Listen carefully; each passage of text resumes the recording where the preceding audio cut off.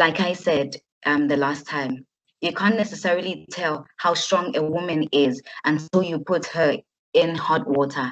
But it takes an even stronger woman to maintain. Now, Mother Teresa once said, and I quote, "Not all of us can do great things, but we can do small things with great love." Now, those small things can be protecting our mental state, because you can't get in life what you want, but you get in life what you are.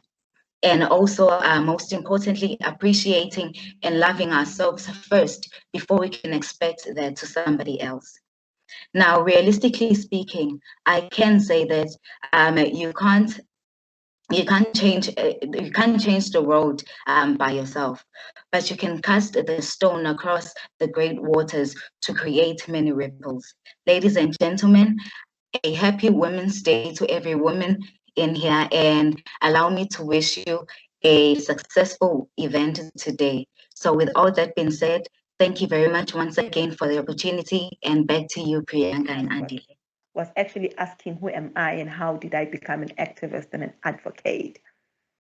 Just a brief description of who I am. I am the 8th child out of 11 children, you can imagine, with 3 boys. Growing up, life was kind of difficult because with 3 boys, I could feel that as much as there were 7 girls and these 4 boys, but our roles wasn't too acknowledged in our families. So growing up, I grew up a passion of actually becoming a journalist, because everybody wanted to be a teacher, wanted to be a police, wanted to be, you name it.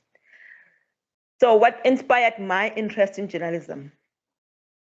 They were loaded with information which I didn't know where did they get from. So I also wanted to do my own research. I was just curious, and I loved writing, and I trusted my own articulations. I always wanted to hear my own voice. Although I love listening to people, but I also trusted my own tapping into spaces and doing what was best for me. Fortunate enough, as much as boys were favorite amongst us, my father did allow me to go and study for journalism with no money at all.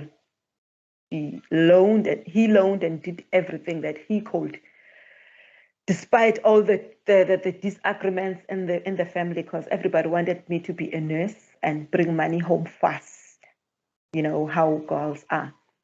So I studied to be a journalism, and on my final year, and I had a very amazing lecturer, Graham Bria, who didn't only look at students, but looked at personal capacities.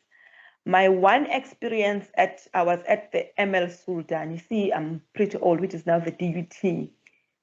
And my first interview was difficult. I was from a boarding school, Roman Catholic. I was not accessible to a lot of information. So I failed my interview, and everybody told me to go back home and do the nursing because I could nurse. I was a nurturer.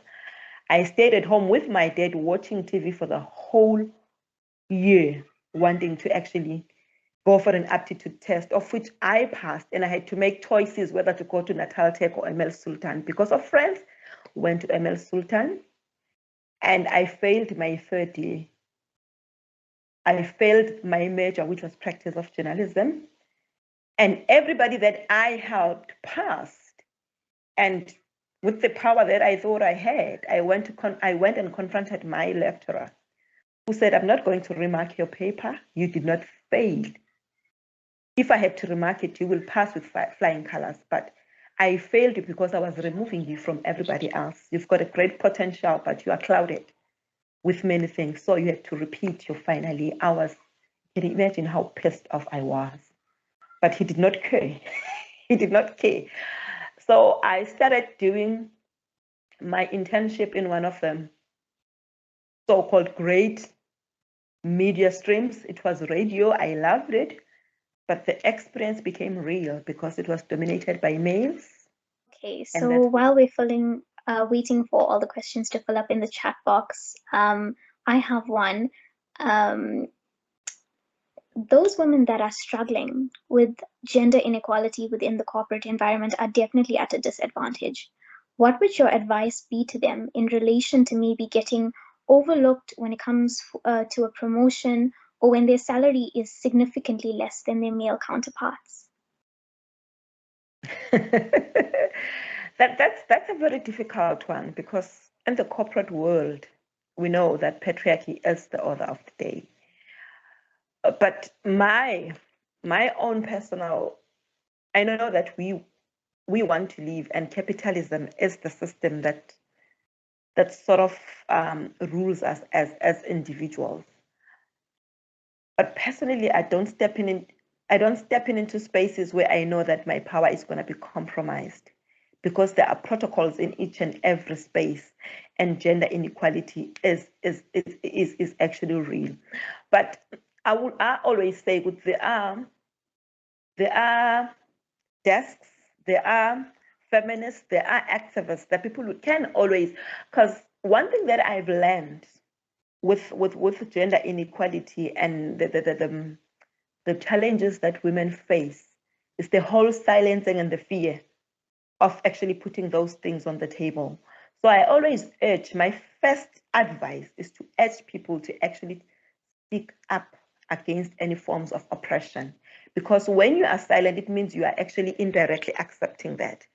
So it is a difficult, there is no one answer to that. There are many approaches to that, and I think it depends on how determined and how that person, how far does she want to go? Because some people will say, when you want to help them, we don't want to lose our jobs. We don't want to make enemies. We don't want to be seen as bad women, And I do not judge those women, again, because we are battling with decades and decades of inferiority. So I will say it's platforms like this, it's constant talks, it's being out there and actually talking about our own experiences. Yeah. I have another question. The topic of today's webinar was women in leadership, and I just wanted to ask your opinion. Do you think that us as South Africans, do you think that there will be a day where there will be a woman president? Are we close to a woman president? And do you think we'll see one in our lifetimes? And if not, how do we get There was a time when I thought we were close to that, and then immediately, boom, we're just far from that. I think systems in place do not allow us to be ready to have a woman president. We could have a woman president, but that woman president will actually have to lead when we have to undo the existing patriarchal systems that are actually in place. And talking about violence against women.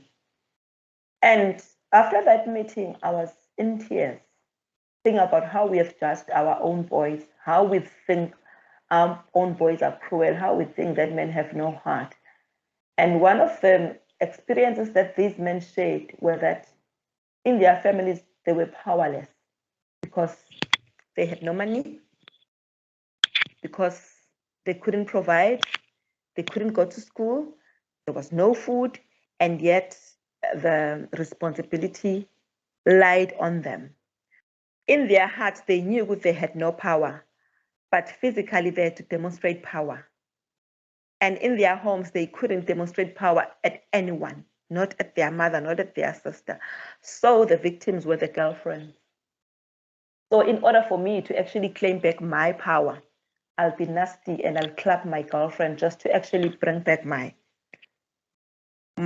power as a man. And believe me, when I go to sleep, sister, also, I had no peace, because I could hear the wailing. I could hear how that woman was hurt.